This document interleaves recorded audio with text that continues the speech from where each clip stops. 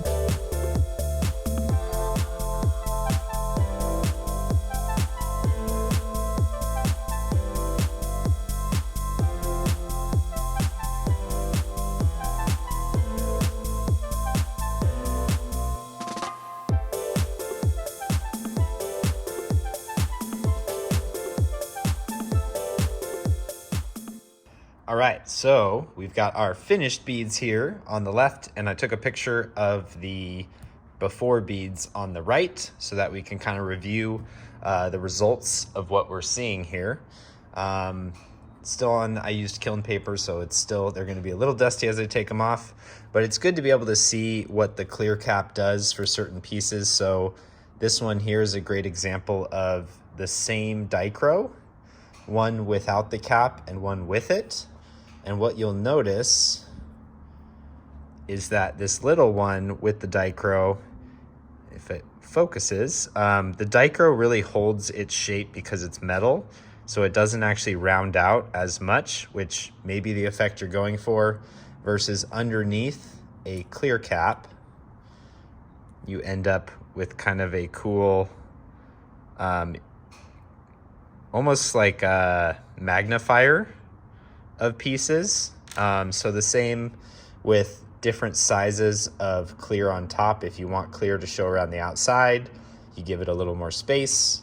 If you want it to be a little smaller and not really show the clear, it's better to do the cap, I'd say an 1/8 or a 1/16 bigger, not much bigger than that.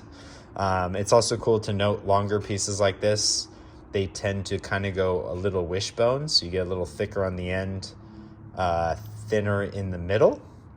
Noodle right here is great because you can see it's great to make tiny beads with. We actually sell these on our Etsy shop and our website, athomeglassfusing.com. So if you don't want to make them yourself, we have a whole variety of those that we make. You can also see then how the stringer kind of shows up after when it's on top of clear here. And then we did a couple of marinis as well. So you can see little peppermint marini. We did this one with a clear cap. Sometimes doing a clear cap on top of marini is difficult, and it does end up with a little clear on one side, so because it doesn't sit quite right. Another example here of the dichro and just how much it kind of stays jagged and doesn't really round out into a bead, as well as just some other random glass that's really cool once it's beaded up. So you may just have cool swirly glass you want to add to your project. Let's see over here, these were uncapped versus capped, so you can see how much smaller the tapestry pieces ended up. I really like these small ones for earrings or whatever else.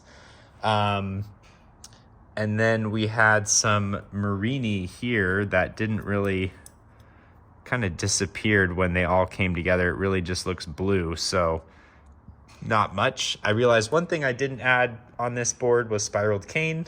I am planning to do another bead video. We'll do different items than you see here so that you can get even more knowledge. This one is really good because, again, dichro, when it's clear, as you can see from this spot, when the clear is face up and the dichro is face down, it will still bead up. Obviously, this doesn't work on black because then you can't see through it, but on the clear ones, it's really great when you don't even cap it, and then you can see another of that same glass capped in different varieties. These ones here were a larger marini that I happen to have. They are leaves. I know it may be a little hard to see through or to see that. Yeah, it doesn't really show up. So we'll do some close-up pictures of some of these beads just to give you a better idea of what they look like if you can't see those quite as well. A few other marinis that were done here. This leaf one was capped, so it kind of blooms it. That's what we'll do in another bead video, is we'll show you what blooming is using marini, how that turns out. This was the marini on top. Blooming is basically taking this bead again and now putting it the opposite way. And as you can see there, the lines really show up, and then we would fire it with the opposite side up of the bead, and it kind of magnifies and opens up the marini that you may be using. We will be adding and making a lot more marini as we move forward. So keep that in mind if you want some extra fun things that we offer. Right now we have almost 40 varieties of spiraled cane, which again, I didn't use in here, but we'll show in the next video. These were a couple other beads where I put the, well, these were the hexagon ones. So I still put the dichro face up and it beaded up because there was clear around the outside of those. So again, great for little earrings, stuff like that. Stacking the glass on top, you can see how to create or how that looks afterwards. I will show on the next video bigger beads, so how to do those. Lots of fun things ahead. This one was another blooming one. So again, as I place it upside down, you can really see the design and how it's magnified on top of that. But beads are a great way to take a break from making projects, make a lot of elements that maybe you want to add. They're great for jewelry, whatever else, but I just wanted to kind of break down what you're seeing here before and after, because it's always good to take those photos as well. That way you can replicate these in the future. If you like certain designs, you know how to create those again. All right, I hope you enjoyed the bead video. Again, this is gonna be the first one. I'll do a little series because then we can do other types and varieties just to show you how different things turn out. In some of the pieces that I did, I used spiraled cane. We do sell all this. It's all made right here in house. It's hand pulled, and it's the best prices on the market. You get wholesale prices direct to you. So go check out our website, www.athomeglassfusing.com, and we'll follow up with more cool videos. As always, please comment, like, and share, and be sure to subscribe to our channel so that you get the updates on all future videos.